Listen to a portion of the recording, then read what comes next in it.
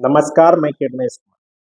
जहां बिहार के हित की बातें की जानी चाहिए, राज्य के लिए राशि की मांग की जानी चाहिए, वहां भी मुख्यमंत्री नीतीश कुमार 2005 से पहले की बिहार की चर्चा करने लगते हैं, अपराध की चर्चा करने लगते हैं। और नीतीश कुमार जिस समय वित्त आयोग की बैठक में राज्य 2005 से पहले वाले अपराध की बात कर रहे थे, ठीक उसी समय केंद्रीय गृह राज्य मंत्री नित्यानंद राय के भगने की हत्या हो जाती है, उसकी बहन घायल हो जाती है। इसके बाद बिहार विधान परिषद में मुख्यमंत्री नीतीश कुमार और नेता प्रतिपक्ष राबड़ी देवी के बीच भिड़ंत भी हो जाती है। तो यूं कहिए कि 16वें वित्त आयोग बिहार दौरे पर है। आयोग के अध्यक्ष अरविंद पनगढ़िया के साथ बिहार की बैठक थी। बैठक में मुख्यमंत्री नीतीश कुमार भी शामिल हुए। मुख्यमंत्री नीतीश कुमार ने कहा कि 2005 से पहले लोग बिहार में नहीं निकलते थे, बाहर नहीं निकलते थे। हमने स्वयं सहायता समूह बनाया। बिहार का बजट 3,17,000 करोड़ का हो गया है और अधिकांश समय उन्होंने बर्बाद किया लालू राबड़ी देवी के कार्यकाल की खामियां निकालने में, अपनी उपलब्धियां गिनाने में और उनकी खामियां निकालने में। जबकि इस बैठक में होनी चाहिए थी जो केंद्र सरकार ने 15वें वित्त आयोग की अनुशंसा लागू होने के बाद केंद्र प्रायोजित योजनाओं में राज्य का जो हिस्सा बढ़ा दिया है उसको कम करने की मांग होनी चाहिए थी।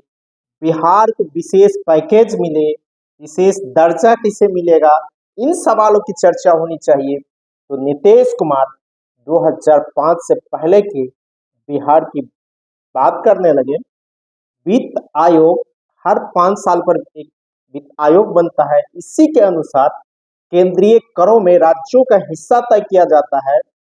उसके साथ साथ केंद्र प्रायोजित योजनाओं के दर भी तय होते हैं उसी अनुशंसा के बाद, और स्थानीय निकाय को भी राशि आवंटित की जाती है। यूं समझिए कि पहले 100 रुपया जो भारत सरकार कर वसूलती है उसमें से 42 रुपया राज्यों को चले जाते हैं और 58 रुपये केंद्र सरकार रखती है।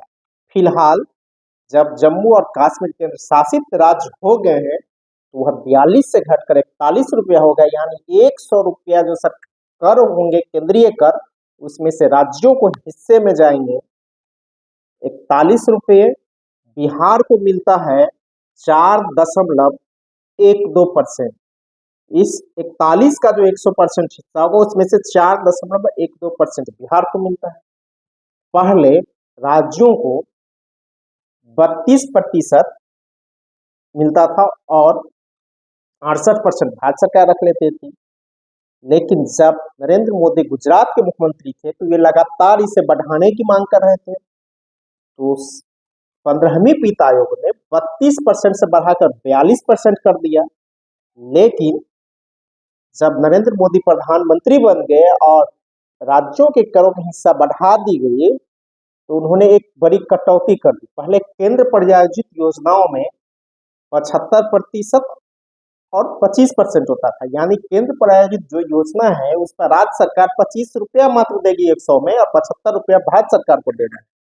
सर्व शिक्षा है, मनरेगा है, प्रधानमंत्री आवास योजना सहित केंद्र प्रायोजित जितने योजना है उसमें पहले 75-25 का मामला होता था। जो विशेष राज्य दर्जा प्राप्त है वहां 90-10 का मामला है। लेकिन 15वें वित्त आयोग की अनुशंसा के बाद मोदी सरकार ने कर दिया है कि अब 60% केंद्र सरकार देगी और 40% राज्य सरकार को देना है। 60-40 हो गया है।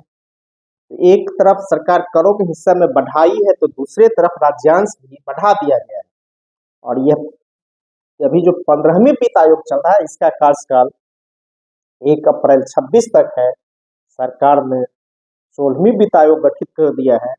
16वीं वित्त आयोग जो अनुशंसा करेगी उसी के हिसाब से अगले 2026 में जो वित्तीय वर्ष शुरू होगा वह लागू होगा और उसी अनुशंसा के आलोक में राज्यों के करों के हिस्से तय किए जाएंगे, फिर केंद्र प्रायोजित योजनाओं को तय किए जाएंगे स्थानीय निकाय, नगर निकाय, पंचायत निकाय आदि की राशि तय की जाएगी।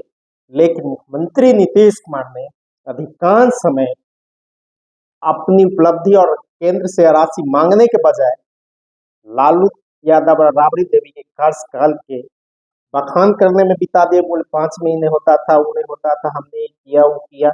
लेकिन जिस मुद्दे पर बात होनी थी उस मुद्दे पर नीतीश कुमार ने बात नहीं करके कई दूसरे मुद्दे पर बात की है। और जो बातें निकल के आ रही है उसमें नीतीश कुमार को बिहार का जिस मजबूती के साथ पक्ष रखना था वह मजबूती के साथ भी पक्ष नहीं रख पाए। और हाल में मौजूदा सरकार ने जो कुछ घोषणाएं केंद्र सरकार ने की है उसकी वाहवाही देते रहे। और बिहार के हक में जो आवाज उठानी चाहिए नीतीश कुमार ने वह आवाज नहीं उठाया। और लालू प्रसाद यादव और राबड़ी देवी के कार्यकाल में की बातें ज्यादा तक करने लगे। अभी जितनी राशि केंद्र प्रायोजित योजनाओं में मिलती है, करों में हिस्सा मिलता है, उतने राशि यादव के कार्यकाल में बिहार को में मिलता था, न राबड़ी देवी के कार्यकाल में मिलता था। और नीतीश कुमार जो वाहवाही बजट का ले रहे हैं, हम इतना बड़ा बजट कर दिया, इस बजट में 3,17,000 करोड़ में 1,93,000 करोड़ केंद्र प्रायोजित योजनाओं और केंद्रीय सहायता और केंद्रीय करों में हिस्से से मिलेंगे। और यह कर भी यही वित्त आयोग तय करता है। तो इस हिसाब से कहा जाए तो नीतीश कुमार बिहार के हक में आवाज उठाने के बजाय सिर्फ लालू प्रसाद और राबड़ी देवी के सरकार के नाकामियों को गिना